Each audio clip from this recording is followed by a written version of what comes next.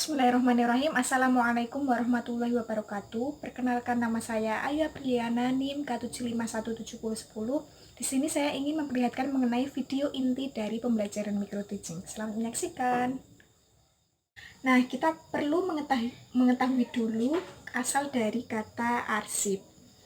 Nah, kata arsip itu berasal dari bahasa Indonesia yang merupakan serapan dari bahasa Belanda, yaitu arsif, yang secara etimologi berasal dari bahasa Yunani, yaitu arsium, yang artinya peti, tempat untuk menyimpan sesuatu. Nah, menurut Lembaga Administrasi Negara atau LAN, arsip adalah segala kertas, berkas, naskah, foto, film, mikrofilm, rekaman suara, gambar peta, bagan, atau dokumen lain dalam segala macam bentuk dan sifatnya atau salinan, serta dengan segala cara penciptaannya, dan yang dihasilkan atau diterima oleh suatu badan sebagai bukti dari tujuan organisasi ataupun fungsi-fungsi dari kebijakan. Nah, intinya arsip itu merupakan kumpulan dari dokumen yang ada di dalam suatu perusahaan. Nah, sedangkan kearsipan itu merupakan suatu kegiatan mengelola dokumen-dokumen tersebut yang tujuannya untuk memudahkan apabila dokumen-dokumen tersebut sewaktu-waktu dibutuhkan, sehingga akan mempercepat pimpinan perusahaan dalam mengambil sebuah kebijakan.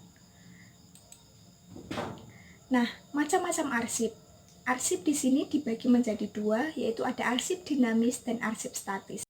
Nah, arsip dinamis ini merupakan arsip yang dipergunakan secara langsung dalam perencanaan, pelaksanaan, ataupun penyelenggaraan administrasi perkantoran. Nah, sedangkan arsip dinamis itu dibagi menjadi dua, ada arsip dinamis aktif dan ada arsip dinamis inaktif.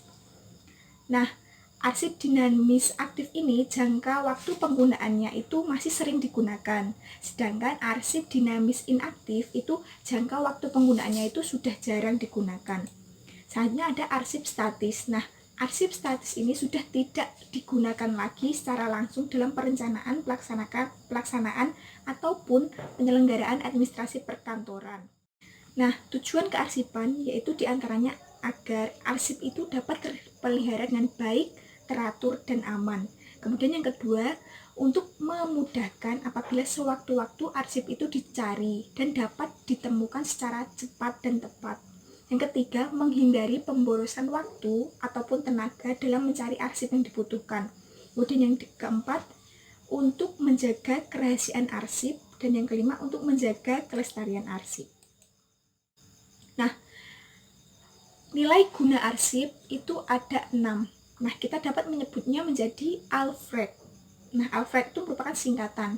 A artinya itu administrasi value atau nilai administrasi. Yang kedua ada L atau legal value atau nilai hukum. Yang ketiga ada fiscal value atau nilai keuangan. Yang keempat ada research value atau nilai penelitian.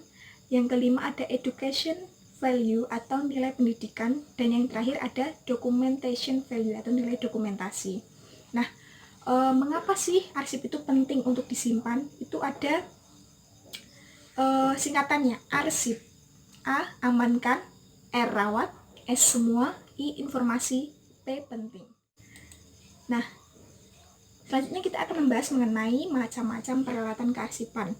Nah, macam-macam peralatan kearsipan itu diantaranya ada yang pertama filing cabinet, yang kedua ada lemari arsip, yang ketiga ada map arsip, yang keempat ada guide, yang kelima ada opener, yang keenam ada perforator, stapler, dan numerator, yang ketujuh ada kotak atau box arsip, dan yang kedelapan ada alat penyimpanan khusus.